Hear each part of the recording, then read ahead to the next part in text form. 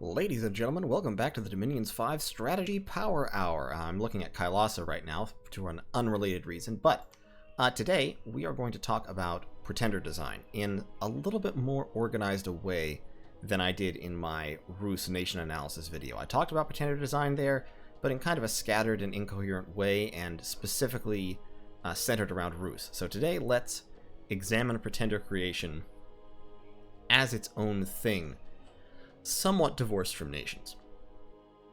You cannot, of course, actually divorce pretenders from nations because your choice of pretender is heavily predicated on your nation, but we'll do the best we can.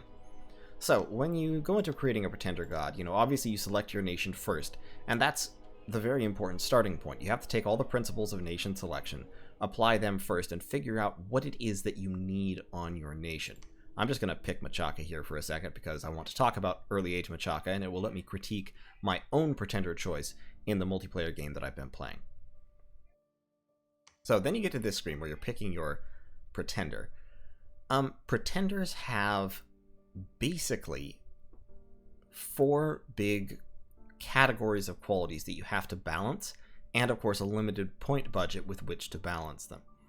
You have your chassis, you have your paths, you have your bless, and you have your scales. And all 4 of those have to be kind of right in order to make a pretender work effectively. Let's go in that order. You can't actually take them in this order. You kind of have to do all 4 simultaneously when you're designing a pretender, because all 4 are highly interdependent. But let's go in that order. So the first thing is, of course, the pretender chassis. There's 4 basic categories of pretender. The game divides them up by how much natural dominion they have to start off with for free. Most players call them, basically, rainbows, monsters, titans, and immobiles. Not all of these are actually immobile, like for example, Machaka has the colossal fetish, which is not immobile, but most of the ones in this category are going to be immobile. As a quick rule of thumb, so every chassis has, of course, different characteristics. They have all the characteristics that a normal unit has, all of this. They have their cost in points that come out of your limited budget, and then they usually have special qualities. They have some paths that they start with, they have a starting dominion, they also have magic paths cost, and that's a hugely important one. Magic paths cost is the number of points you have to pay to buy the first level of a path that your chassis doesn't naturally have. So if you have a great sage as your pretender god, he starts with a point of astral and can then upgrade his astral points for an increasing cost for every path. He can buy new paths for 10 points. That's the cost for the first level. So with the Great Sage, if I click there, that costs me 10 points. The second level of astral magic only costs me 8 points, and the second level of earth magic costs me 16 points. Magic path point costs scale in this way. So your first path costs you 8, your second one costs you 16, your third one costs you, I think that's 24. Yeah, 24, and they go up like that. So if you're buying from 1 to 10, it costs you hundreds and hundreds of points. This is why you may want somebody who starts with a higher level in a certain path. So for example, the Great White Bull has 1 earth and 1 nature, but the Great Mother has 1 earth and 2 nature. So buying up to a high level of nature with the Great Mother is much cheaper, because effectively she doesn't have to pay the cost of the last path. So with the Great White Bull, despite the fact the Great Mother is 90 points more expensive, so with the Great White Bull you have 235 points left. If I go up to Nature 10, I'm at negative 125 points. If I take the Mother and go up to Nature 10, I'm at negative 143 points. So it's only a tiny points difference of about less than 20 points, despite the fact that the chassis are 90 points different. So that one level of nature effectively has a difference over that that scale of about 70 points. That can be very important depending on your strategy. So that has to be considered. The other thing you have to consider when you're picking a chassis is what you need your pretender to do, because the different chassis types are good at different things. These chassis down here, they're all small and weak. They have low hit points. They have basically human stats, typically high magic resistance. They have some cool special abilities. The Archmage is a Farcaster. The Great Enchantress generates pearls. The Freak Lord is an adept crossbreeder and causes fear.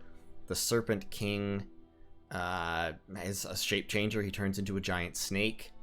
The Buddha King is the Buddha Father rather is stealthy and has the forge bonus like Buddhas do.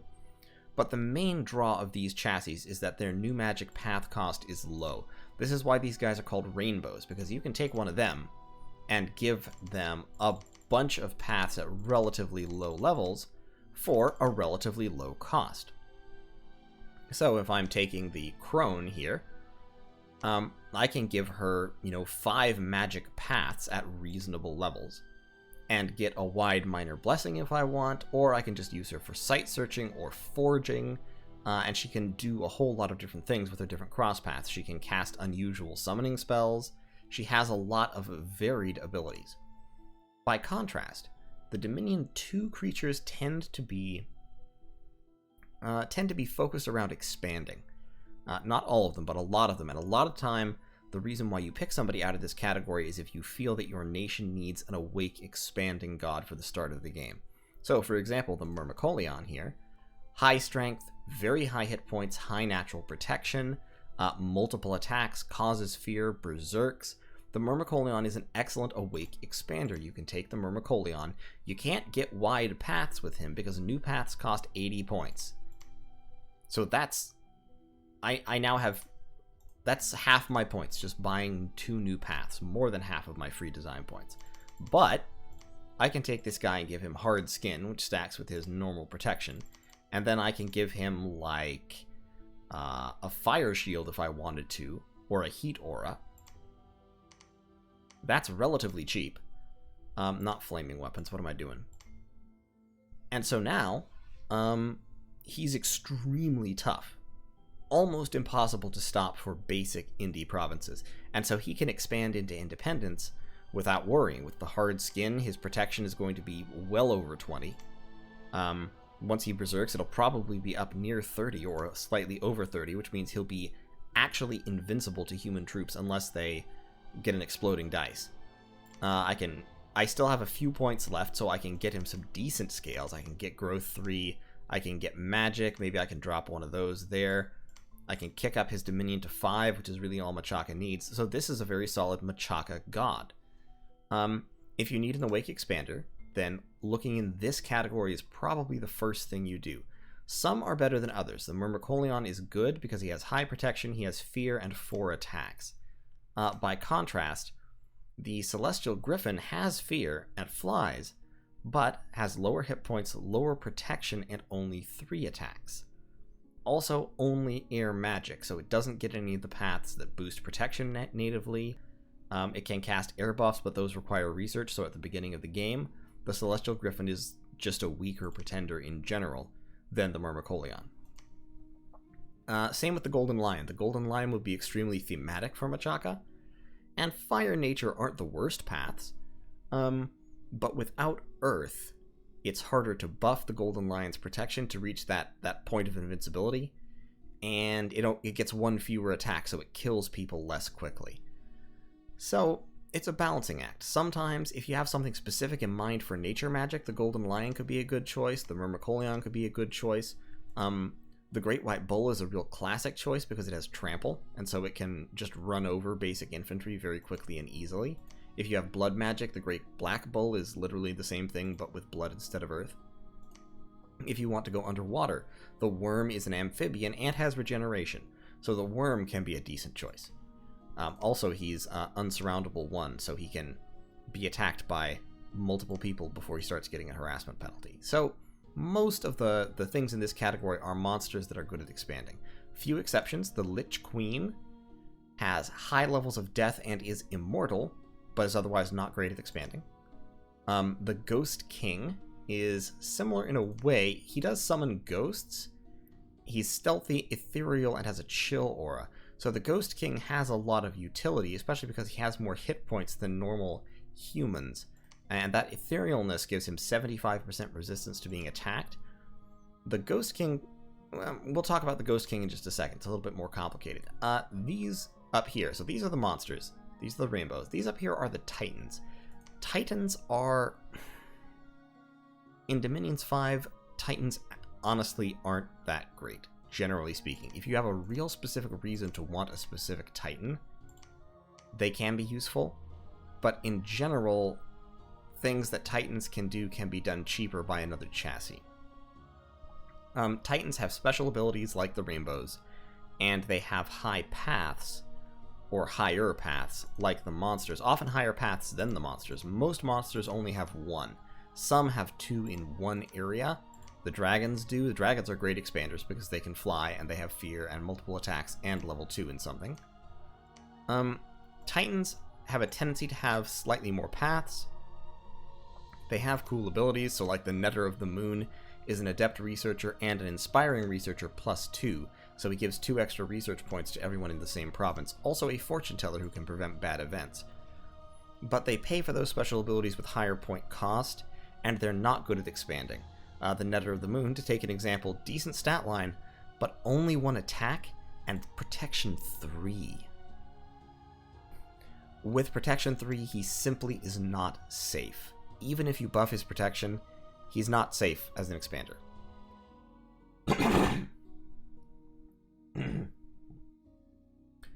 So, if you need an awake god, you need a monster. Most of the time. Not all the time, but most. You take these things for their special abilities. So, the Netherite of Joy produces Unrest, has high earth. The Lord of the Desert Sun has high fire. For some reason, you want high fire. The Netherite of Many Names has magic power and is an inspiring researcher. If you want something very, very specific that a Titan gives you, you take a Titan. Otherwise, usually you're better off going either to this category or to this category, the Immobiles. The Immobiles are the classic Scales chassis because they're cheap, and if you take them imprisoned, it doesn't matter that they can't move. And then when they wake up, they can do something for you in your capital. They have fairly high paths. They also have a natural 4 Dominion. Dominion works like magic paths. You have to buy it, and the cost increases with every successive point. So starting off with 4 points of Dominion means that you don't have to purchase as much Dominion, and so you save points that way. So the Divine Glyph, for example. The Divine Glyph is an innate spellcaster, so it casts spells naturally. Ethereal has a heat aura. It has map move 0, so it cannot move on the map, but it does have astral magic, so it can teleport using some of the astral spells. And it has Dominion 4. So, if you take a Divine Glyph, you can take him dormant or imprisoned, and you have a lot of points to play around with that you can use to give yourself really great scales. So I could do that. I could give myself Astral. If you take Astral, you usually want to take really high Astral to avoid being like magic dueled to death or something. So like Astral 7, Fire 4. Then I can afford to kick my Dominion up to 6. I can use these blessing points for something. I don't have to worry about it too much. Like maybe Fate Weaving. I did take Misfortune still. So yeah, maybe I would take then Fate Weaving and Attack Skill and Better Morale. Not a very powerful bless, but it's free with the paths I want. And it lets me take good scales, plus a decent Dominion on a dormant pretender, and once he wakes up, I can have him do something. But the main purpose of a god like this is to improve the nation through scales. Bless effects and magic are kind of the second consideration after your chassis. Your chassis largely determines what type of magic you'll be getting unless you take one of these little guys down here who is a good rainbow. So if I'm Machaka, you could take the Buddha Father, for example, or you could take one of these monsters that works well with them, or a Titan, or anything really, but the Buddha Father is a special one for Machaka. Some chassis do get reduced by 20 points for given nations. That does not always mean they're the best option still, because sometimes they're just not very good. So you've got your chassis. You then decide on your magic. Your choice of magic is, as I said, largely made for you by the chassis. If you need a particular type of magic, you want to take a chassis that naturally has that type of magic. That's a simplification, but it usually holds true.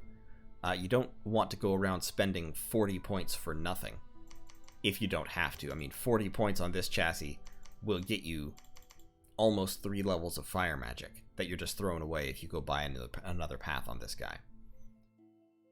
Your magic will determine, of course, what spells your pretender can cast. So if you have spells in mind that you want your pretender to cast, choosing the right magic path is extremely important. I'll give an example. In the early age, Relais, which is an underwater nation, has powerful mages that are aquatic, can't go above water. There's an item called the Amulet of the Fish that you can forge to deal with this, but the Amulet of the Fish requires air magic. So it can be worth it, as Relais, to take perhaps an Archmage or something that has a relatively cheap magic path cost. These are all 80. Floating Mind is still 80. Like a Ghost King, a Master Lich, or a First Spawn, which is only 40. Something like that. Something that can do something for you as a nation. And then give them a couple points of air magic. Even though it's off path for them, taking the air magic and water magic cross path means they'll be able to forge Amulets of the Fish, which you can use to get your powerful Mind Lords and Abodais up over the water, up onto the ground where they can affect the game in a much more important and meaningful way. Without that, can be really hard to do. So, but outside of specific needs like that, needs to shore up a particular weakness of a nation, generally speaking, you want to pick paths that match with what your chassis already has. Like the Colossal Fetish would mostly want to stick to Earth and Nature. The Divine Glyph would want to stick to Fire and Astral. That kind of thing. Once you've got a chassis and your paths, the paths of course determine what bless effects you're able to take. What bless effects you want to take depend on what your sacreds are. So for, if your sacreds already have really high protection, you might not need the hard skin bless, or you might want the hard skin bless in order to make them invincible to humans. If your sacreds are have multiple attacks, then quickness is very attractive. If your sacreds have ranged attacks, then precision blesses from air magic might be attractive. If your sacreds are notably weak or notably strong, +2 strength can be good to increase their damage further. That kind of thing.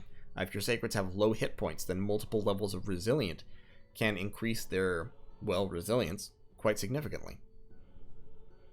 For Machaka, specifically, blesses aren't that important because their sacreds aren't very good, but if you have a nation with decent sacreds, the bless becomes very, very important. This is where you can start to get into really powerful rush nations if you have the right blesses. An example of that in the early ages would be Mictlan. Mictlan's sacreds are the Jaguar Warriors, and Jaguar Warriors have fairly mediocre stats, except when he's wounded he turns into a Jaguar, and the Jaguar, or a Jaguar man really, and the Jaguar has multiple attacks and higher strength. So, he does high damage already, but mediocre stats until he turns into a Jaguar. Also, Jaguar Warriors are recruitable anywhere and are fairly cheap, so that being so, as Mictlan, often you want to take a really, really big blessing. I haven't played much Mictlan, so I'm not sure what would be the best chassis for that. It seems like the Colossal Head or the Statue of the Bloody Mother could both be pretty solid. Because, Jaguar Warriors have fairly low protection. So maybe, I'm just throwing this out there because like I said, I have not studied Mictlan. Maybe you take a Statue of the Bloody Mother. You take Blood Surge on Blood for that bonus once you kill somebody.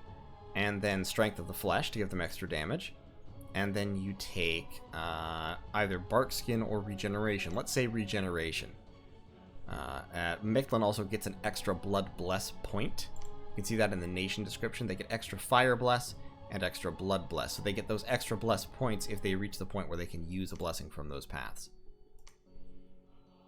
And then once you've done that, then you can trash your scales as Mictlan, which people often will do, in order to get more points for more blessings. So, for example, I could go up to Fire and Shock Resistance with Earth Magic, and then if I really wanted to be horrifically memeish, I could get the points up to get Quickness, because those Jaguars do, as I said, have multiple attacks. Probably you wouldn't get all of this, and if you were going to go water, you would want, a Worm. The Worm would be a better chassis for this particular bless, because it already has water. Yeah, then let's go 7, turn off the blood, See, now we're at only negative 71 points. Now we could possibly work this in somehow. We'd have to drop. Probably would have to go drain 3. But something like this. Obviously, this is too much or too inefficient. But something like this is valuable if you have super powerful sacreds.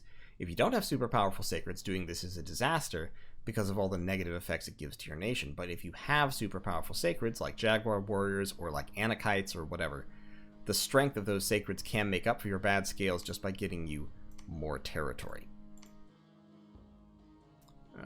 Where did Machaka go? There it is. So, once you've settled on your chassis, your magic, and your bless, well, as you're doing all of that, really, like I said, this all has to be done at the same time. You also have to look at scales, and what scales you need will vary depending on the nation.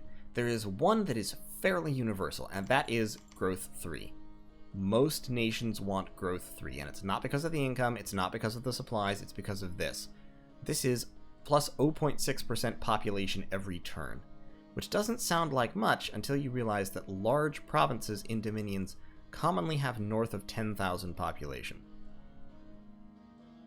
So this becomes important over the course of a long game. Your capital, for example, your capital will usually have 30,000 population or more. 30,000, 40,000, something. 0.6% of that is actually several hundred, and that's every turn. That accumulates more, and I mean, it compounds more and more and more. Plus 0.6% growth is a really big swing, especially as compared to death scales, which gives you minus 0.6%. That's a straight negative. It's not a decrease in growth rate, it's a death rate.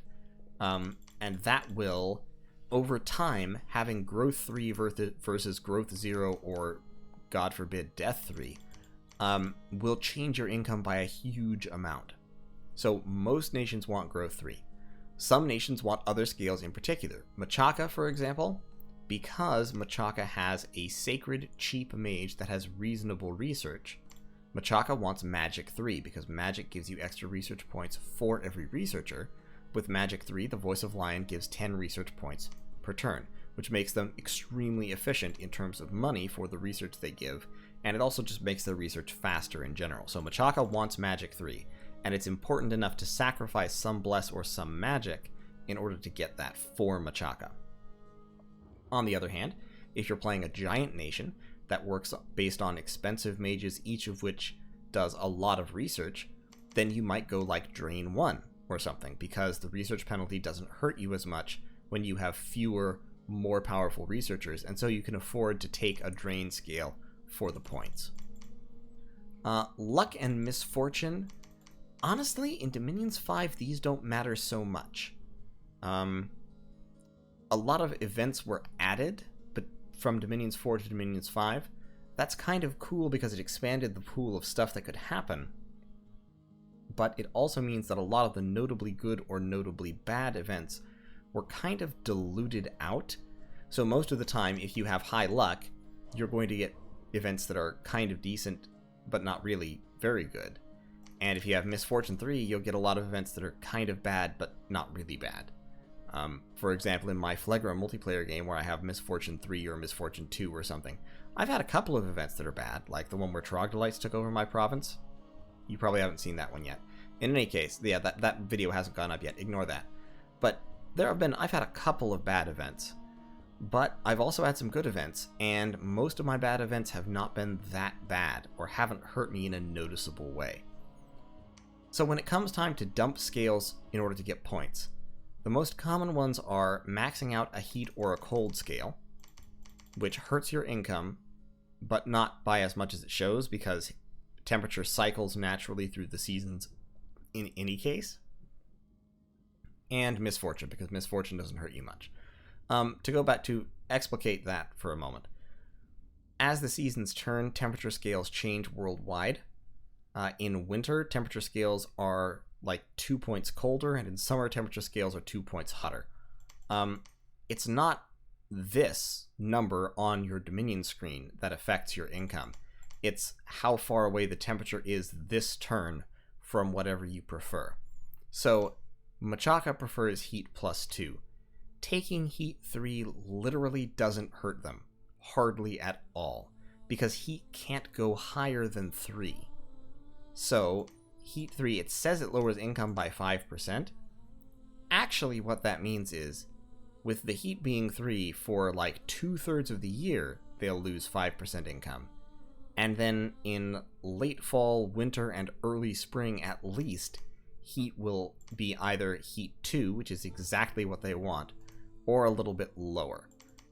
Overall, it doesn't hurt them nearly so much as it shows. If you go all the way to Cold 3 on a Heat 2 preferring nation, then yes, you'll take a significant income hit, but it still won't be that significant. It will not be reliably negative 13%. It will change and become better throughout as the year changes, as the temperature fluctuates, because you can't go to Heat to Cold 4 or Cold 5. So even starting out at Cold 3, the winter can never get colder than this, but the summer can get hotter and closer to your preference. So in general, if you need points, maxing out a temperature scale in one direction or the other is the first way to get it.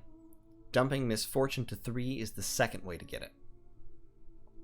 After that, growth you want maxed out. Magic depends on the nation very much.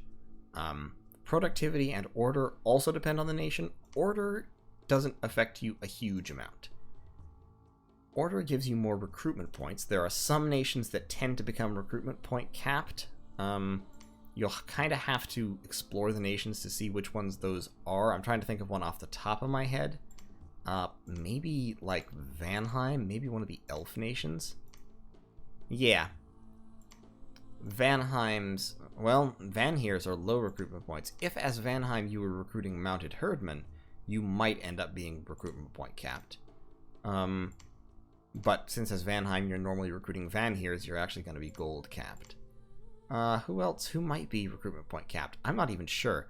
There are not a lot of nations that are recruitment point capped, to be fully honest. Most of the time it's going to be either gold or resources. And order, the order scale actually does not affect gold that much. A point of order is plus 2% income, but a point of productivity is plus 3% income, and a point of growth is plus 4% income. So when it comes to, if you're worried about gold, dumping order for turmoil doesn't hurt it very much. In fact, on the screen it hurts it less than temperature. In game it ends up on average hurting it slightly more, but not much. So dropping turmoil is probably another fairly efficient way to get points from most nations. The unrest reduction can be problematic depending on who you are. The recruitment points can be problematic depending on who you are. But to be honest, this is generally pretty easy to solve. And for a lot of nations, this doesn't really matter because you're worried about something else before you ever worry about recruitment points. And if you ever hit your recruitment points limit, you're already doing well. Productivity is one of the ones that really depends. It depends on who you're playing as. So for example, if you're playing as Middle-Age Ulm, in which all of your infantry has 20 or higher resource cost, you might want productivity 2 or even 3 just for the extra resources. If you're playing as Kailasa, almost all of whose nations are naked, you might want Sloth, because you don't care about resources, and so losing resources doesn't matter to you. Actually, let's look at Kailasa real quick. Yeah, so your sacred units are naked and cost no resources. They're also pretty bad, but most importantly at the moment they cost almost no resources. And your Bandar swordsmen, which are, I think, your most resource-intensive unit. Yeah, they're your most resource-intensive unit. They still cost fewer resources than they do gold. So going down to Sloth 1 probably wouldn't hurt you at all. Going down to Sloth 3 might theoretically limit you if you're recruiting a lot of Bandar swordsmen, but generally won't have much of an effect. Once you've decided on what you want all of this, then the only question is, do you need to be awake, dormant, or imprisoned to get the points for it? Several people have asked me why I don't typically take imprisoned gods, and the answer is, basically, if you're imprisoned, yeah, you get a whole lot of design points, but 3 years is 36 turns. 36 turns is well past the midpoint of a lot of games, and by turn 36, it's very likely that who's in contention for the win has already been decided. If you sacrifice your god and don't have him on the field doing something useful for 3 years, you're hurting your chances of being in that winner's circle. You usually, I won't say usually, often, without a god, you won't make the playoffs. So if I need more points, I prefer to take dormant gods, and I prefer to make compromises with magic or with blessings over taking imprisoned gods. The one situation where taking an imprisoned god can be very much worth it is if you take a rainbow and you make him imprisoned and you give him like 4 points of everything. Just literally everything. At that point you have a theoretically powerful utility god. I mean, obviously not exactly this and everything. You bump it up or down depending on what exactly you want. But this guy can theoretically forge every booster in the game. He can find every magic site in any province. He has a lot of utility. The problem is, once again, he doesn't wake up for 3 years. So, might theoretically be worth it, but even if I was doing this, I would honestly prefer to take him dormant and just sacrifice a few paths. Just take a couple things down to 3 and live with the fewer bless points, and you'll be alright, in my opinion. So, that's kind of a basic primer for Pretender choice. The chassis is probably your most important first decision, and that decision has to be made largely based off of whether you need an Awake Expander or not. If you need an Awake Expander, look at this category first. Find somebody with high hit points, ideally high protection, and multiple attacks or trample. The trample on the Great White Bull is what makes him so good. Well, the combination of trample, berserk, and nature magic. You also want paths that will lend themselves to easily buffing your Awake Expander. The ideal paths in this case, especially if you have a sacred unit that's worth something, is probably nature and earth, which is why the Great White Bull is so handy. Because with nature and earth, you can do something like you can take a regeneration bless, which in the case of your god will mean he's regenerating like 18 to 20 hit points per turn minimum. You can take earth and give him fire and shock resistance or hard skin, which also affects your sacreds. Fire and shock resistance is probably the single most utilitarian earth bless, but hard skin and fortitude can be very valuable, depending on the specific situation you're worried about. And then this guy can just roll.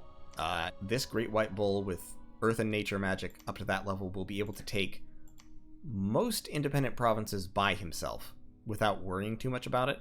There's only a couple he might be worried about. And if you're a nation with decent sacreds, this blessing will make sacreds, especially giant sacreds, hugely powerful. If you don't need an Awake Expander, you can look at Titans. Most Titans are inefficient for what they do. You're spending a lot of points on a chassis that's theoretically good, but normally has a couple of notable weaknesses. The most common one is low protection. With low protection, this guy ain't gonna make it. If you try to expand with him, he's going to get dragged down just because he can't stop people from murdering him. You know, people will hit him with weapons, and there's nothing between his soft, vulnerable flesh and their weapons. Unlike with, say, the Myrmecoleon, who has the equivalent of a full suit of plate mail between his vulnerable flesh and enemy weapons, and has earth magic so he can buff that even higher, to the point where humans just can't hurt him unless they get super, super, super lucky. The Golden Lion, also, same deal. High protection. High protection and high hit points is a winning combination. High hit points and low protection is not a winning combination when it comes to fighting.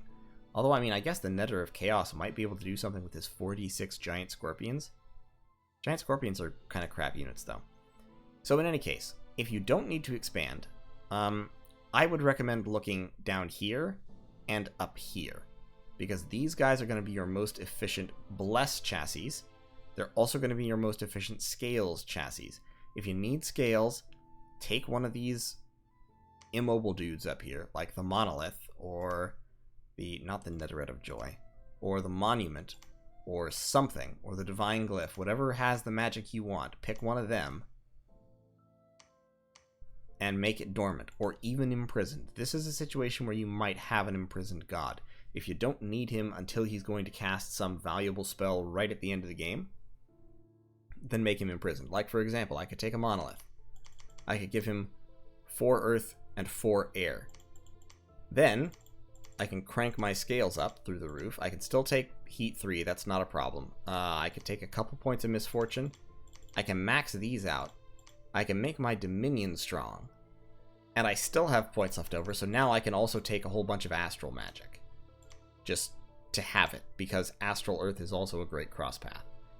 So now at this point, this guy, the reason why I gave him these paths is because now he can forge Staves of Elemental Mastery, which I can use to boost my national mages. He can forge winged helmets, so if I get an air mage, he can forge one of those, put it on them, make them better. He can forge earth boots.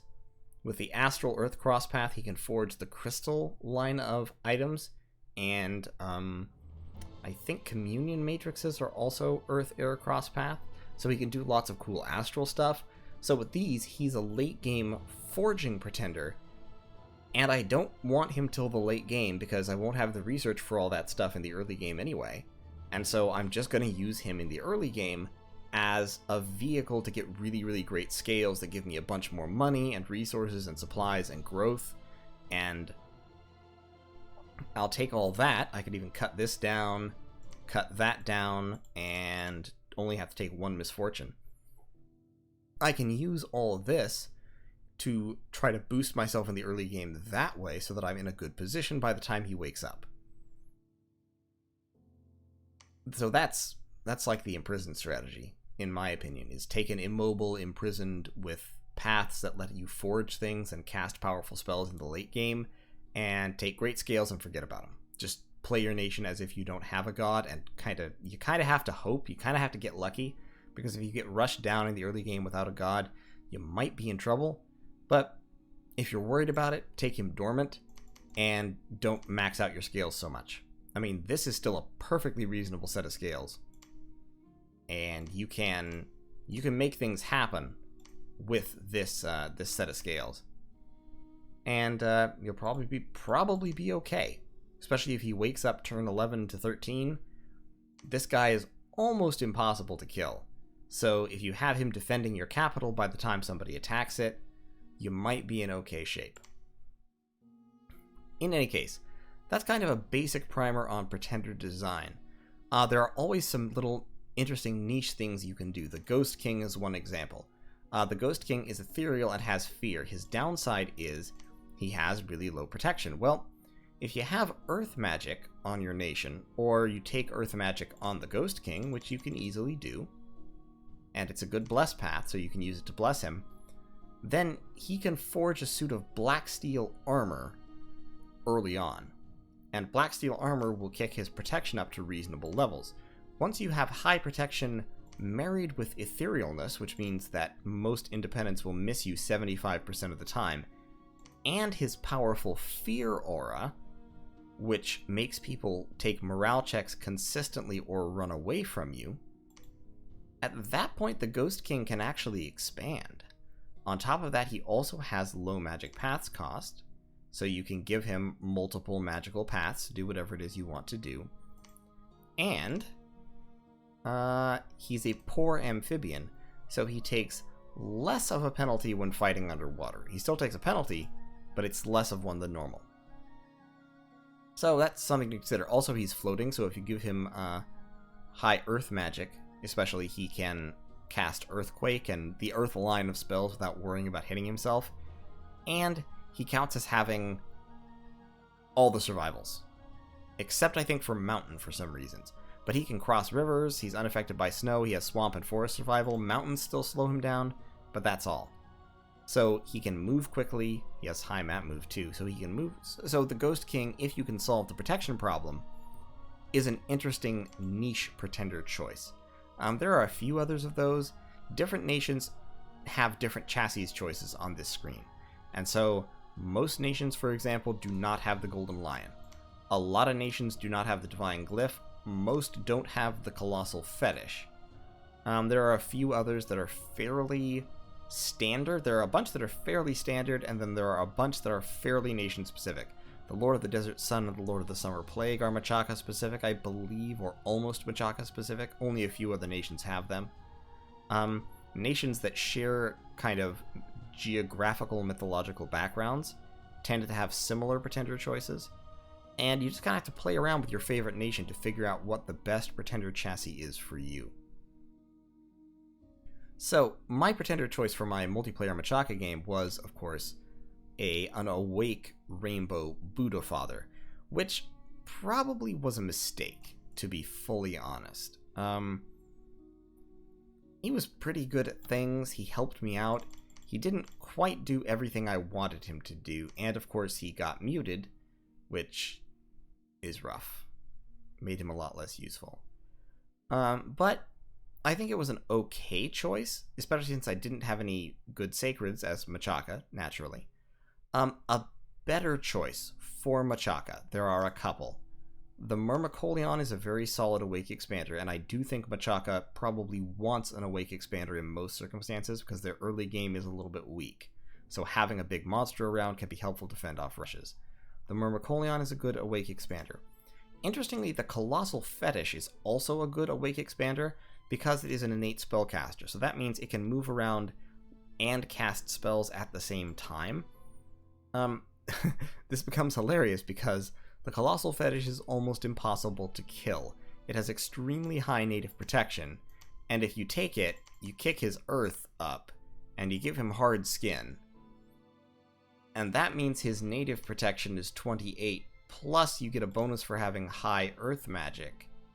Plus he can cast protection buff spells on himself. The net result is the Colossal Fetish is not killed by humans. And so pretty much any human province you can just move him into. Now his attack is garbage, and nothing will rescue it, but he's an innate spellcaster, which means the Colossal Fetish will move into melee contact with people, and in melee it will be casting Flying Shards, which is quite possibly the weakest spell in the game. Let me find it. Yeah, Flying Shards. It's a terrible combat spell. It's awful. It costs an unreasonable amount of fatigue to do a little damage with no accuracy. But at a range of 1 square, from an Earth 6 mage, Flying Shards turns into a deadly shotgun effect that clears squares entirely. Because instead of 4 effects, if it's cast by an Earth 6 mage, it has 14, and its fatigue cost is minuscule, and so it hits the square next to him with 14 strength 10 attacks and kills whatever's in it. It's kind of hilarious, to be honest. The Colossal Fetish is so dumb and yet so funny. So the Colossal Fetish is actually a pretty good idea as Machaka. The Myrmecolion is a more traditional Awake Expander and is more useful against giants and stuff like that. Things that aren't squishy humans, basically, the Myrmecolion handles better. Also, the Myrmecolion has Fear, which is a great ability. So long as you're careful about the pop kill, probably the best Awake Expander. The Golden Lion is extremely thematic. If you wanted to play Machaka focusing on their nature magic, the Golden Lion might not be the worst option. He can't efficiently take an Earth Bless, but he could take Nature 5, which would give him, or even Nature 7 for regeneration. With regeneration, he would be very, very tough.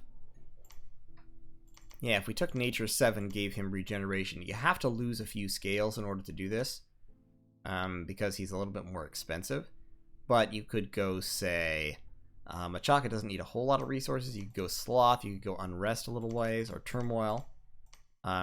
Take 5 Fire and give him a Heat Aura. Since you have a Heat 3 domain, that could be useful. You could give him just attack skill and fire resistance.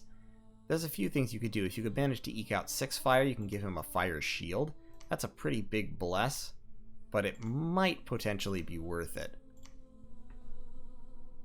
The fire shield and regeneration means that he'll mow his way through humans very, very quickly. So that's a potential Awake Expander. You don't need high-level fire as Machaka, but having high-level nature is never really bad. Having really high-level nature means that some summons will be very efficient when done by him, and as I said, he'll be able to single-handedly boost you over the Nature 4 hump that otherwise you get stuck at, and allow you to forge Tree Lord staffs. He'll put you in contention for Mother Oak and those other big nature spells. Could do something. Overall, probably less efficient than the Myrmecoleon, but worth considering if you want nature magic. Note, on my list, on these list of guys that I'm listing, is not a Buddha Father, because a Buddha Father is not an expander, and like I said, Machaka is one of those nations that wants an expander. Whether your nation wants an expander or not is probably the first thing you want to determine, and you have to determine that, of course, on the nation's screen, by looking at the nation's units and figuring out how well will they be able to expand with these nations. Do I need an Awake expander to help them? Even if you don't need an Awake expander, taking one is often a good idea, because even for nations that expand okay on their own, an Awake expander gives you like 50% extra bigness. I mean, it gives you... An Awake expander can easily give you 8 or 9 extra provinces in the first year. And that's huge. That's a lot of income. That's a lot of space. That's a lot of potential sites. That's a lot of territory claimed that other people won't go into unless they're declaring war on you. So that's valuable. And if you're giving that up to have a dormant or imprisoned pretender, you have to be really sure that whatever you're getting in exchange is worth it, because you're effectively writing off probably, I'm going to say, an average of 8 or 9 provinces. You're going to be that much smaller than you could otherwise have been, and being small in dominions is the primary source of failure, I would say. Reaching a smallness of 0, of course, is your loss condition. So in any case, thanks for listening to me talk about all this. I hope it's been useful. If you have any specific questions about Pretender design, feel free to ask in the comments. I will answer as best I can. Obviously, I am, normal disclaimer, I am not an expert. I'm just a guy who plays this game and enjoys it. So, thank you all once again, and I'll see you in the next one.